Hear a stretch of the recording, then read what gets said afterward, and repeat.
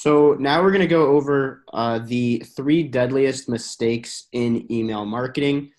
These are the pillars of effective, good, strong email copy.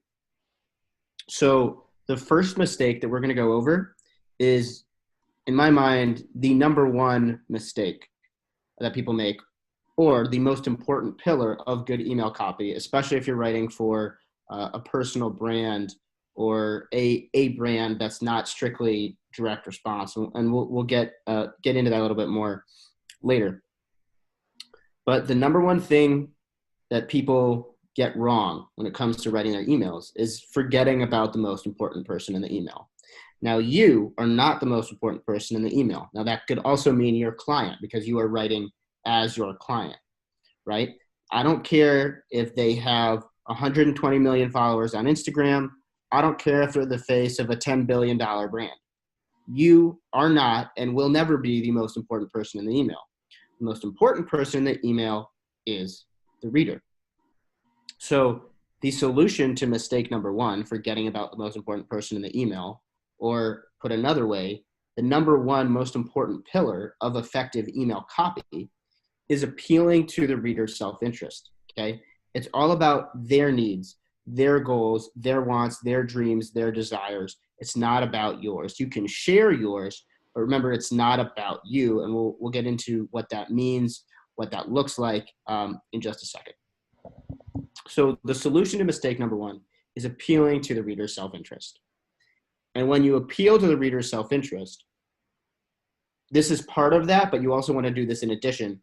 You want to be positioning yourself as a trusted friend and advisor, okay? You want to position yourself as a trusted friend and advisor. There's a few reasons for this, but the big thing is your friends have your best interest at heart. They genuinely want you to be happy. They want you to succeed. They want you to be at your very best, okay? And with your friends, especially your closest friends, you know what their intentions are, okay? You know they come from a place of care, a place of love, right? So when I describe this to people, this pillar of effective email copy, I like to use what I call the best friend versus the random person on the street example. So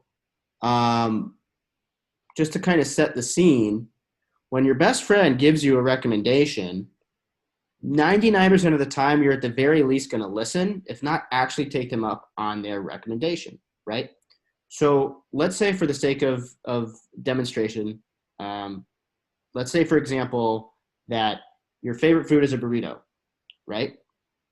And your friend comes up to you and they say, I just had the greatest burrito I've ever had in my entire life. That place you and I thought had the best burritos in the world, yeah, this place blows that one out of the water. You absolutely are going to love it. You have to try it.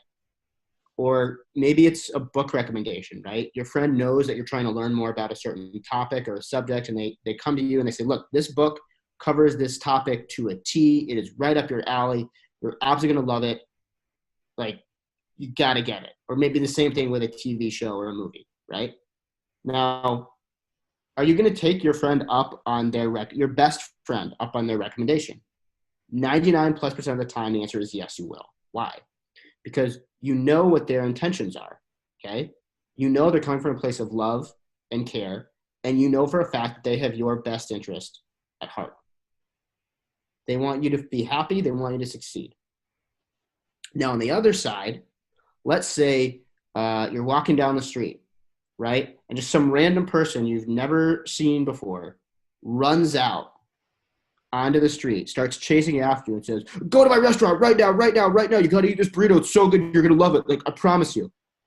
Are you going to eat at that restaurant? Are you going to listen to that person and take them up on their advice? At the very least, you're going to walk away. If they keep pushing you, you might call the cops, right? The whole point is, you do not take their recommendation the way you would your friends, even if the recommendation is for literally the exact same thing, right? Because you don't, with a random person, you don't know what their intentions are, and you don't know where they're coming from. But you can safely guess or safely assume that they do not have your best interest at heart. They have their own best interest in mind. or someone else's best interest in mind. So we're going to go through a couple emails to demonstrate this difference, and then we're gonna go on to the next subsection of this key pillar of effective email copy. So this was an email from an old client of mine, and I'm just going to go through it just to show you what it looks like to kind of be a random person on the street. And I want you to see if you can notice a difference. Now, we're going to make all of these emails available in the program resources, so you can go back to them, refer back to them as many times as you'd like, as many times as you need. Now that the evolution of MI40 is finally here, don't miss out on your chance to get on a live coaching call with me and save over $60 during this private pre-launch offer. This is our most comprehensive muscle building program ever created.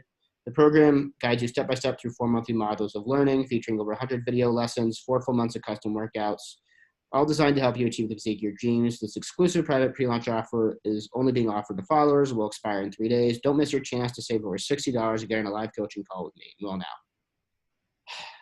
Okay.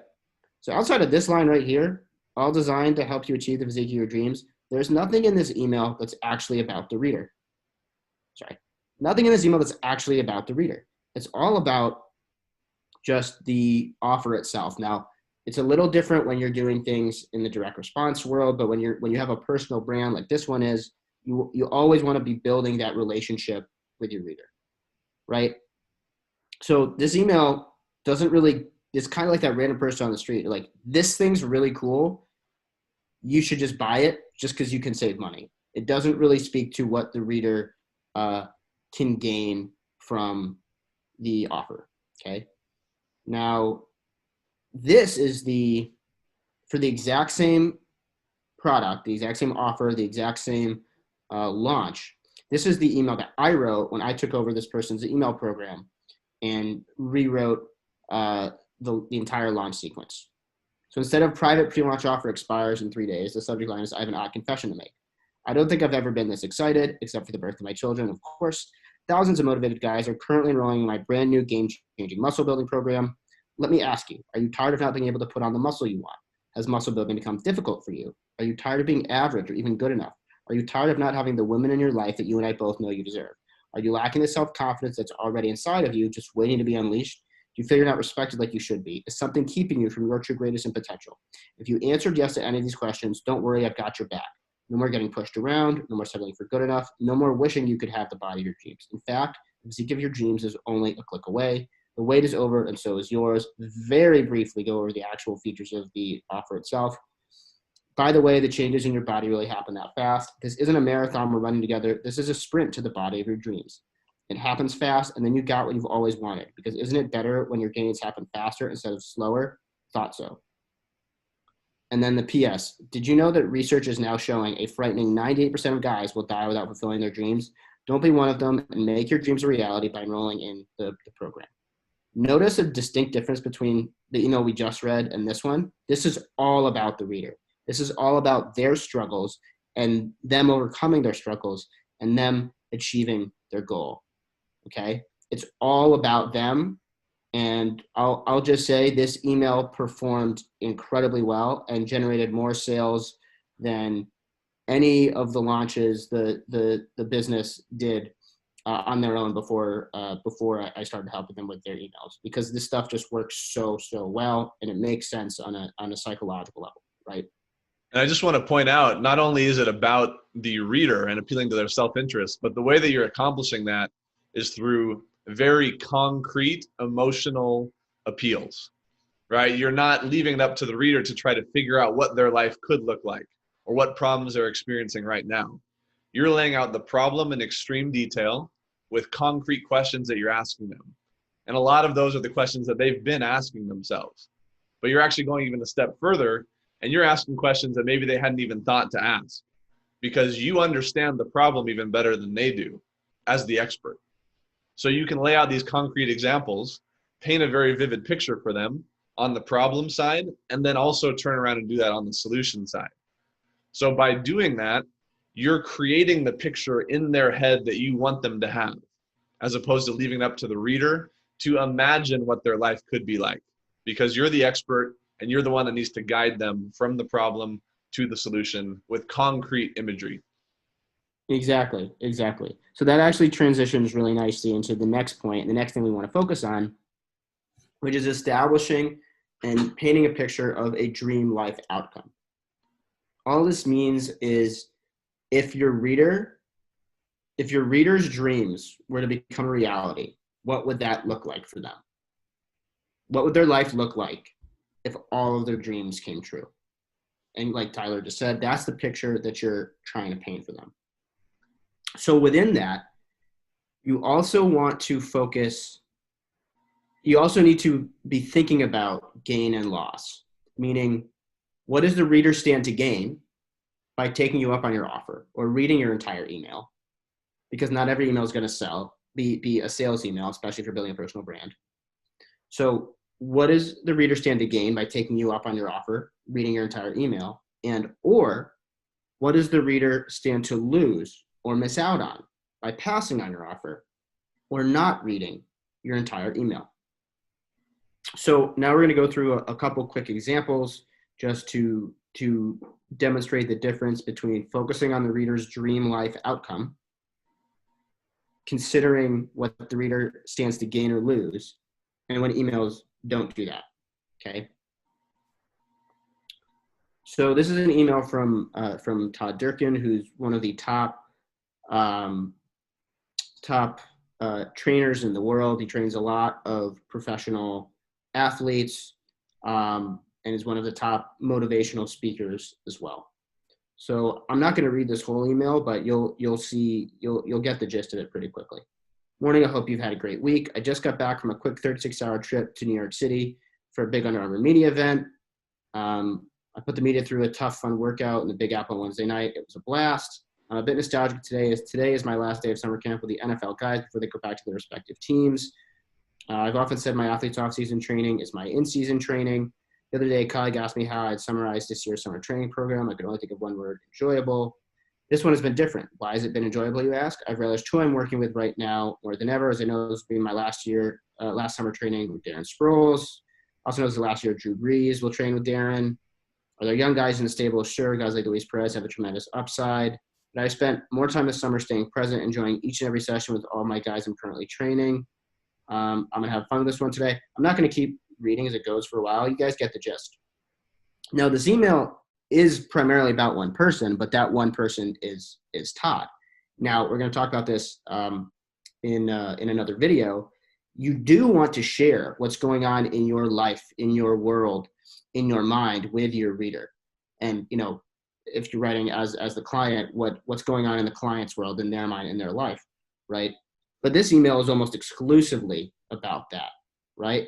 There's nothing that really demonstrates what the reader stands to gain by taking Todd up on this offer or by reading this entire email, except for a chance to, I think you win a football if you make a certain type of comment on the live, and that's really it, right?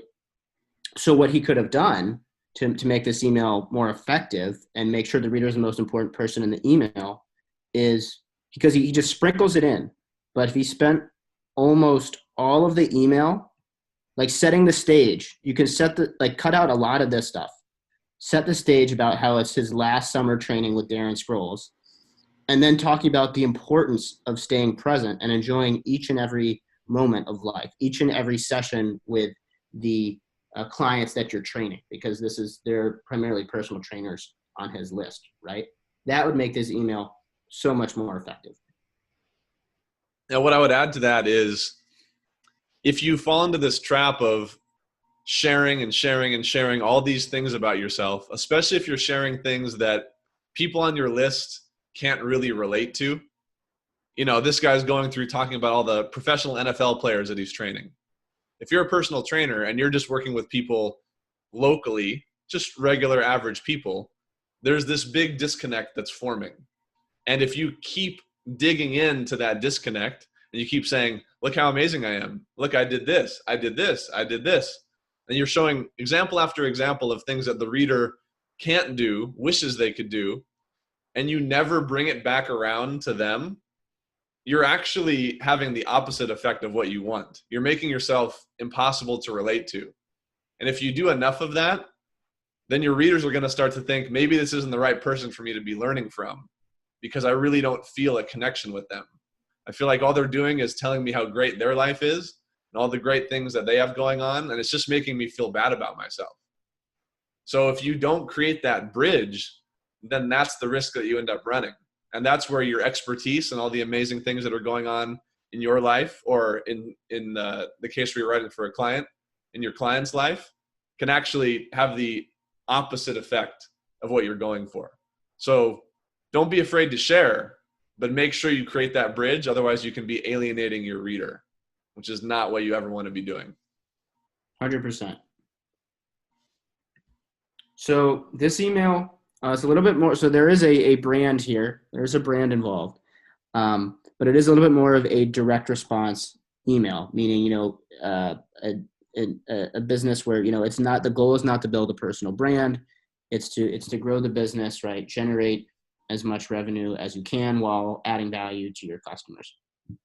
So the subject line of this one, this is an email that I wrote, is the number one way to get rid of headaches and neck pain.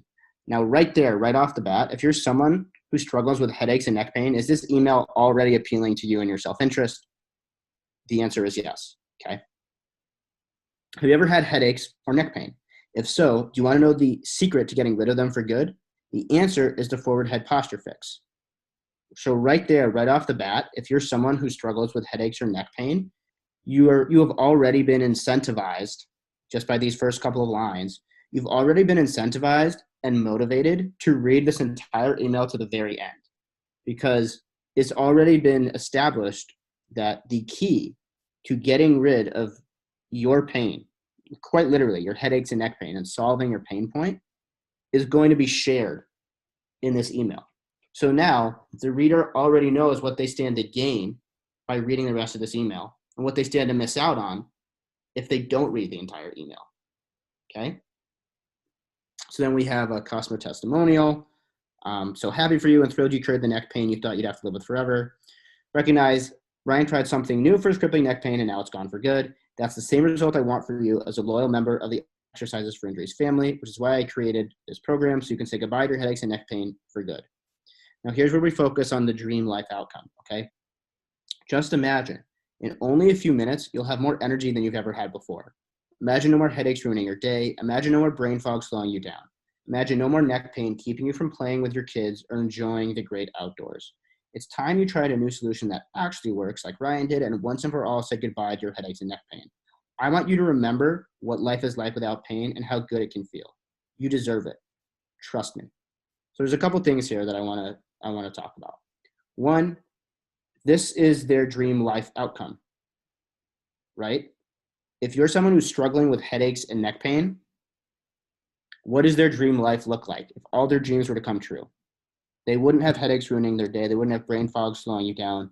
They wouldn't have neck pain keeping them from playing with their kids or enjoying the great outdoors.